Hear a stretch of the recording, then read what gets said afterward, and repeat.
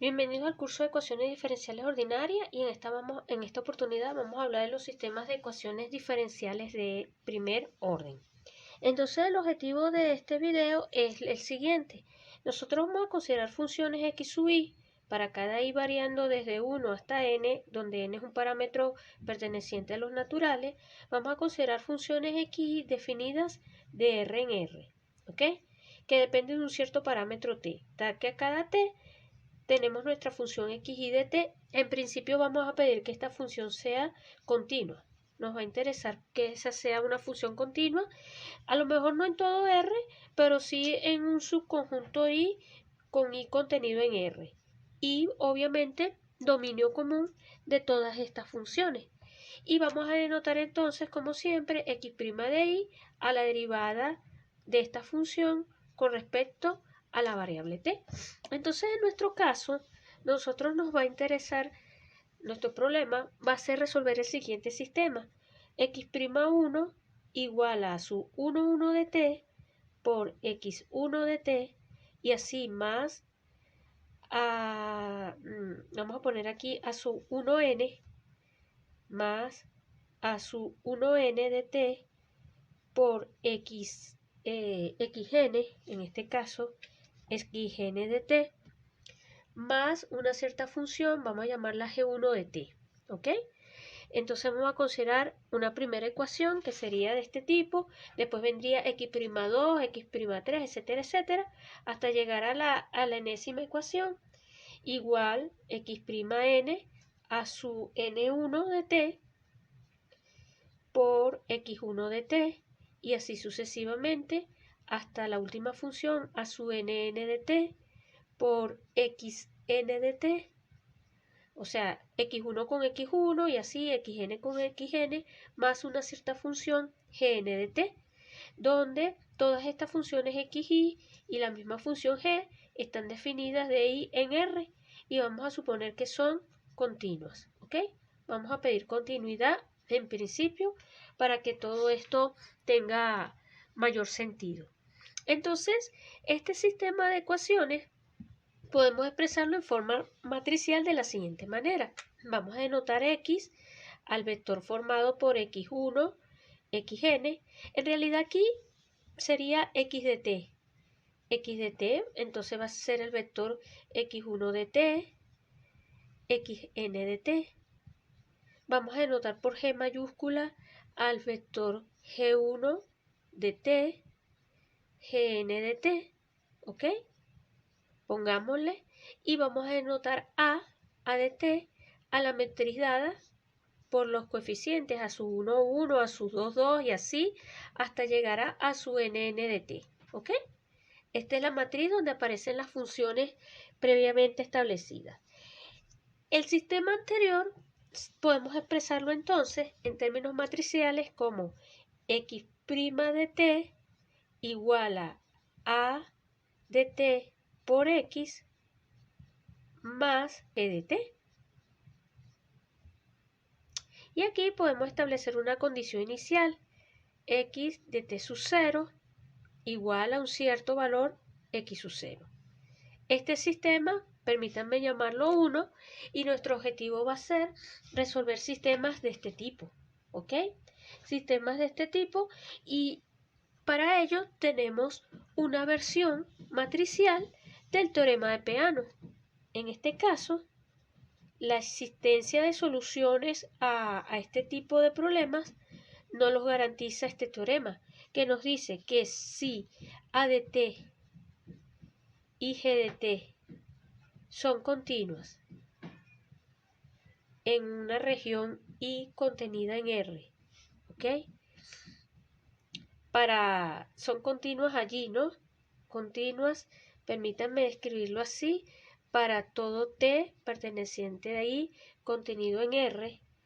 Entonces, el problema x' de t igual a de t por x de t más g de t, con esta condición inicial de x de t sub 0 igual a un cierto vector x sub 0, tiene solución.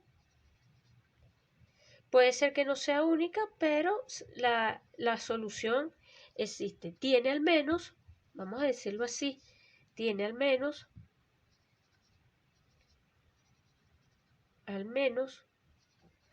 una solución. ¿Ok? Tiene al menos una solución, ¿ok? Entonces, esto descansa en varias proposiciones. No vamos a hacer la demostración de ninguno de estos resultados, pero repito, esto se basa en las siguientes proposiciones. La primera proposición que hemos utilizado de forma intuitiva en videos anteriores es que si nosotros tenemos que x1 y x2 son dos soluciones de nuestro problema, son dos soluciones de uno, entonces x1 de t, acuérdense que ahora estas dependen de t, x2 de t, y aquí vamos a poner, por ejemplo, lambda es solución para todo lambda perteneciente a los reales. Es decir, que la combinación lineal de dos soluciones de nuestro sistema también va a ser una solución del sistema. Esto implica que si nosotros ahora, por ejemplo, vamos a simplificar un poco el caso. Supónganse que primero nos aboquemos a resolver este problema. X' igual a por X, donde acá nuestra función g de t vamos a suponer que vale 0. Concentrémonos en esto, con la condición inicial x sub 0, ¿ok? Si tenemos un problema de este tipo y llamamos B al espacio solución, B van a ser los valores X de la forma X1, Xn. Recuerden que todo esto depende de T, tal que A por X es igual a X'. Si trabajo en este espacio de soluciones, una de las primeras cosas que se ve es que la dimensión de este espacio va a ser n. Es decir, va a ser igual a la cantidad de sistemas o de funciones que nos estemos planteando aquí. Entonces, este es el espacio solución este es el espacio de las soluciones homogéneas asociadas a nuestro sistema de ecuaciones, ¿ok? Y hay otro teorema importante que tiene que ver con la independencia lineal, que es el siguiente resultado. Permítame enunciarlos porque los vamos a necesitar. Si supóngase que tengamos k soluciones, sean x1 de t, xk de t, donde este k, por supuesto, k menor o igual que n, tenemos estas soluciones del sistema homogéneo, soluciones de x' igual a por x, ¿ok? Sea un punto t sub 0 perteneciente a I, lo escogemos fijo e arbitrario. Acuérdense, repito, que esta I es dominio común a todo.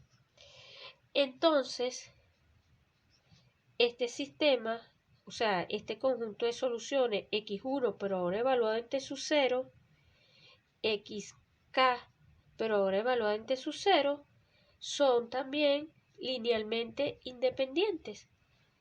Esto va a ser linealmente independiente, o mejor dicho, aquí permítanme decirlo así, para que tenga mayor... Acá, x1 de t, xk de t, son linealmente independientes si y solamente si x1 de t sub 0, xk de t sub 0 son linealmente independientes. Son linealmente independientes. Entonces, importante acá en este teorema es que la independencia lineal del conjunto de soluciones se preserva siempre y cuando trabajemos en el intervalo que es común, que es dominio común. Si las soluciones son linealmente independientes aquí en este t sub 0, también van a hacerlo para otro valor distinto. Claro, siempre mientras más próximo a t, la cosa va a funcionar mejor. Entonces, cuando nosotros resolvemos este sistema de ecuaciones, lo que va a ocurrir es que nosotros vamos a construir o vamos a conseguir una familia de funciones o de soluciones x1, xn, y esto es lo que se llama el conjunto fundamental. El conjunto fundamental del espacio de soluciones de B, que son la base, o sea, son los elementos de la base. Son los elementos del espacio, en este caso que hemos llamado B. Para saber entonces que un conjunto es fundamental o no, o sea, en principio necesitamos que estos sean linealmente independientes y que generen todo el espacio. Entonces, para determinar la independencia lineal, nosotros vamos a considerar lo que se conoce como el Browniano, ¿ok? Browniano asociado en este caso, asociado a las n soluciones. Ese Browniano asociado a estas soluciones lo vamos a denotar por la letra W de x1, xn. Eso va a venir dado como el determinante de la matriz formada por x1, xn. Y nosotros tenemos que esta familia, vamos a llamarla K, para K variando desde 1 hasta N, es linealmente independiente, sí y solamente sí. Es linealmente independiente, vamos a decirlo así, es linealmente independiente en t igual t sub 0, sí y solamente sí, cuando miremos el Browniano de esto, evaluada en el punto t sub 0, sí, solamente sí, eso es distinto de 0. ¿Ok? Entonces esto nos permite en la práctica ver la independencia lineal de este conjunto de valores, en este caso de vectores. Entonces, para resolver estos sistemas homogéneos, vamos a hacer algunas consideraciones. Habíamos comenzado hablando de sistemas de este tipo, ¿no? A de t por x de t más una cierta g de t, con una cierta condición inicial, pidiendo que tanto la función a de t como la matriz como la g de t sean funciones continuas. Vamos a ponerlas acá continuas, ¿ok? Obviamente que resolver este problema en la vida real es bastante difícil. Para comenzar a establecer resultados, nosotros aquí simplemente vamos a primera simplificación es considerar g de t igual a 0, ¿ok? Entonces ya por ahí simplificas el sistema. La segunda consideración es que en vez de pensar en una matriz en cuyas entradas cada una de las funciones sean continuas, vamos a pedir que la matriz sea constante. Entonces ya ahí tenemos otra simplificación del problema. Y entonces nos vamos ahorita como primer paso a estudiar este tipo de problemas. Vamos a tratar de resolver este tipo de sistemas. ¿Ok? Para resolver este tipo de sistemas se comienza con lo que se conoce como el método de los autovalores y los autovectores. Método de los autovalores y autovectores. ¿Ok? Vamos a hacer eso. Y claro, en este video voy a plantear el esquema general y ya entonces en próximos videos haremos ejemplos concretos, ¿ok? Entonces, el método de los autovalores y los autovectores, la idea fundamental en este caso es esta, ¿no? Primero miramos la matriz A y a esta matriz le calculamos, para esta matriz hallamos los autovalores. Ya vamos a ver cómo hacemos esto con calma, ¿ok? Si existen, entonces hallamos los autovalores. Y ahí, vamos a decirlo así, los autovalores son unas cantidades, vamos a denotarlas así, lambda i, para ir variando desde 1 a un cierto p. Vamos a ponerlo así. Puede ocurrir lo siguiente, que p sea estrictamente menor que n, que p sea igual a n, ¿ok? Es decir, puede ocurrir que todos los autovalores asociados a la matriz sean diferentes, o puede existir cuando p es menor que n, significa que hay autovalores que se repiten, ¿ok? Que tienen multiplicidad mayor que 1. Entonces, dependiendo del caso, si los autovalores se repiten o no, vamos a establecer las soluciones. También el otro caso es que estos autovalores, porque aquí en principio nos va a interesar considerar autovalores pertenecientes a los reales, pero en algunos casos puede ocurrir que los autovalores sean valores complejos, que al resolver el problema obtengamos autovalores con valores complejos. Entonces también allí hay que hacer algunas consideraciones. Para ese caso, entonces vamos a dividir nuestro problema en tres casos. Tres casos que los iré explicando en un próximo video. Primero, el primer caso podría decirse cuando los autovalores